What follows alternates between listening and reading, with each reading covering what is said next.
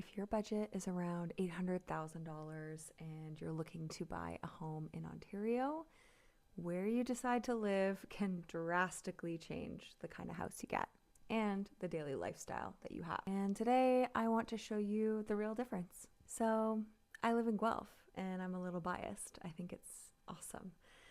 So I am going to show you a couple of really cool homes that are on the market right now in Guelph as of the making of this video in January 2026. And we are going to compare and contrast those with some also awesome listings in Toronto. And let me just start by saying there's no right or wrong. This is about options. There's a lot more that goes into a decision than simply price. We're going to see that as we look through the properties today. And it's really about deciding what works best for you and your lifestyle. I'm actually going to do the Toronto listings first. And first up, we have 8 York Street, Unit 1906 in Toronto, right at the waterfront. And you're going to see as I scroll through these pictures just how close to the waterfront it is. That is a big pro in favor of this one for sure. It's in a bit of an older building, which in a lot of cases means that you have more square feet. So this condo is almost 1,000 square feet. It has 2 + 1 bedrooms and 2 baths. The +1 in condo world means a den. And we will see in this one, the den is actually pretty decent. I've seen some crazy dens in my life. This one's pretty good. Okay. Next up, we have 225 Birmingham Street, Unit 158, also in Toronto. This one's in New Toronto, so a little bit further out. It's not right downtown, but it is in the west end of Toronto. This is a stacked townhouse. So as you can imagine, for just under $800,000 in Toronto, we are not seeing detached homes. We're mostly seeing condos. This is a stacked townhouse. This is kind of it can be a really good middle ground between a straight up condo and a typical townhouse. Stacked means literally the units are stacked. So you'll walk in, a lot of times you'll have stairs right away. Somebody else is living on the main floor that you don't have access to. And then your first floor is on top of that one. And then you'll have more stairs and your bedrooms will be over here. You might be right on top of yourself the whole way up, but a lot of times it crisscrosses to fit in more units. Some people are okay with that. Some people don't like that. Again, that's preference.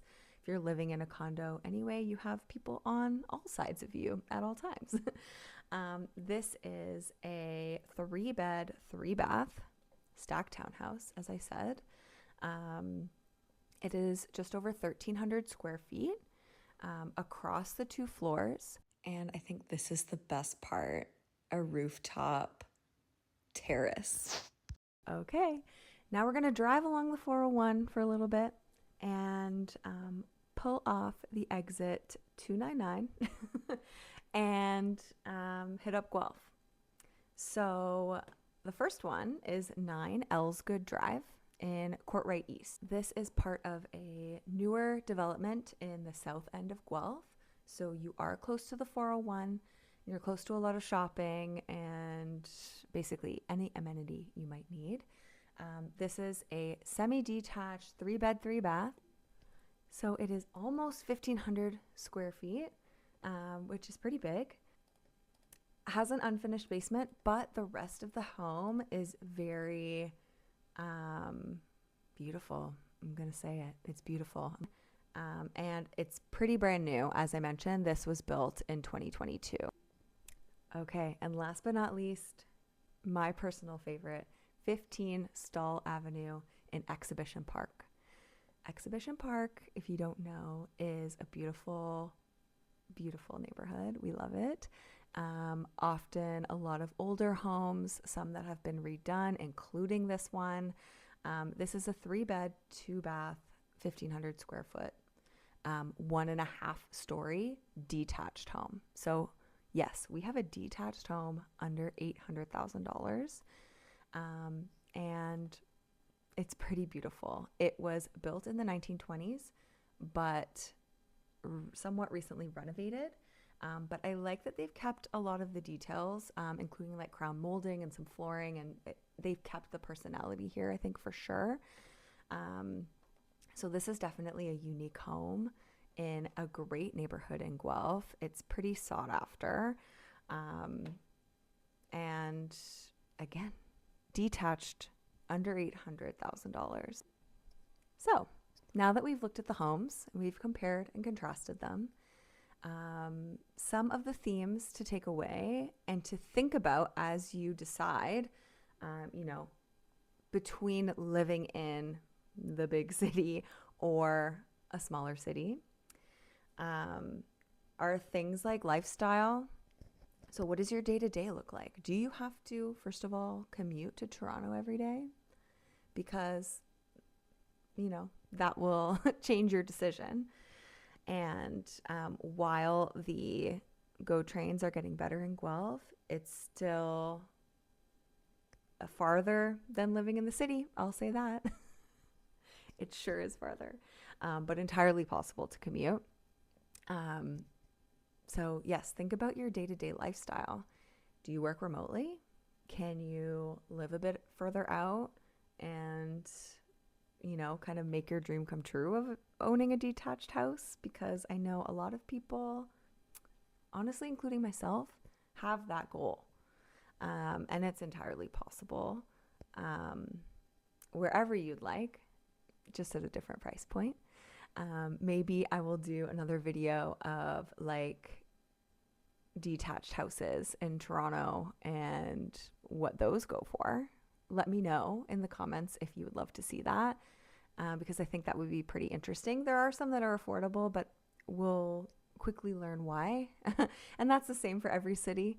When we see a price that's too good to be true, we will learn quickly why that is, whether it's the house itself or a strategy that is interesting. Either way, the amenities in Guelph are pretty great. I think because it's a university town, among other things, there's a lot going on here. And you have everything. There's a fairly decent mall. There are excellent restaurants. There's good nightlife. There's a lot of stuff happening in Guelph that we are not in the boonies. I know once upon a time, Guelph was farmland, but that is not the case anymore and hasn't been for a while. There's literally everything here. That being said, it's not as bustling as Toronto. I'm not going to lie to you. We all know that. One of those buildings, for example, had a Starbucks on the main floor, and you're looking out onto Lake Ontario, and you can walk to the Rogers Centre. Yeah, you can't do that in Guelph.